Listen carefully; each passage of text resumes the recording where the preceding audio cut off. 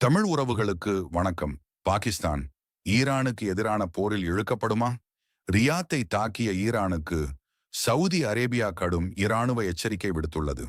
மத்திய கிழக்கில் போர் தொடங்கி 3 வாரங்கள் ஆகும் நிலையில் சவுதி அரேபியாவின் இதயம் என கருதப்படும் ரியாத், இதுவரை பாதுகாப்பாக இருந்த நகரம், முதல் முறையாக நேரடி பாலிஸ்டிக் ஏவுகணை தாக்குதலுக்கு இலக்காகியுள்ளது.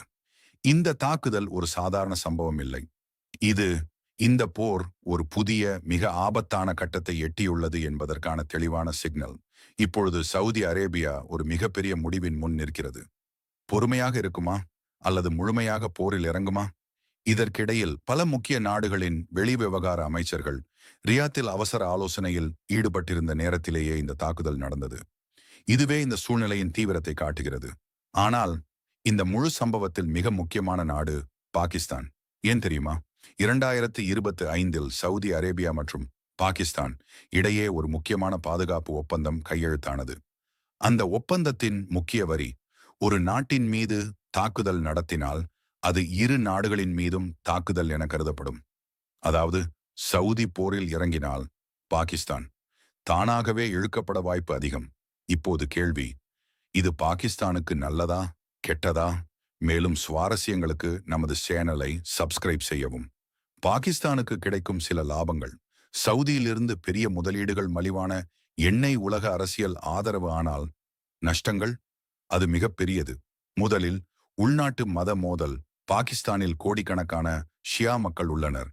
அவர்கள் ஈரானுக்கு ஆதரவாக இருந்தால் பெரிய அளவிலான கலவரம் வெடிக்கலாம். இரண்டாவது, பொருளாதாரம். ஏற்கனவே கடுமையான நெருக்கடியில் இருக்கும் பொருளாதாரம் போரால் முற்றிலும் சிதையும்.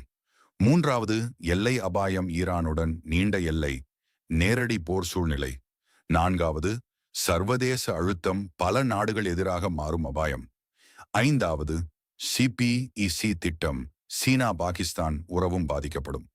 முடிவாக 2026 மார்ச் நிலவரப்படி பாகிஸ்தான் சவுதியை ஆதரித்தாலும் ஈரானுடன் நேரடி போரில் இறங்குவதை கவனமாக தவிர்த்து வருகிறது. ஏன் என்றால் இந்த போர் பொருளாதாரத்தை சிதைக்கும், உள்நாட்டு அமைதியை உடைக்கும், தேசிய பாதுகாப்பை ஆபத்தில் ஆழ்த்தும். ஆனால் ஒரு முக்கியமான விஷயம், அணு ஆயுதம் கொண்ட நாடான பாகிஸ்தானை இந்த பாதுகாப்பு ஒப்பந்தத்தின் அடிப்படையில் சவுதி அரேபியா அவ்வளவு எளிதாக விடுமா? அதுதான் இப்போது உலகம் முழுவதும் கவனிக்கும் கேள்வி. இது ஒரு சாதாரண பிராந்திய போர் இல்லை, உலக அரசியலை மாற்றக்கூடிய ஒரு பெரிய திருப்புமுனை.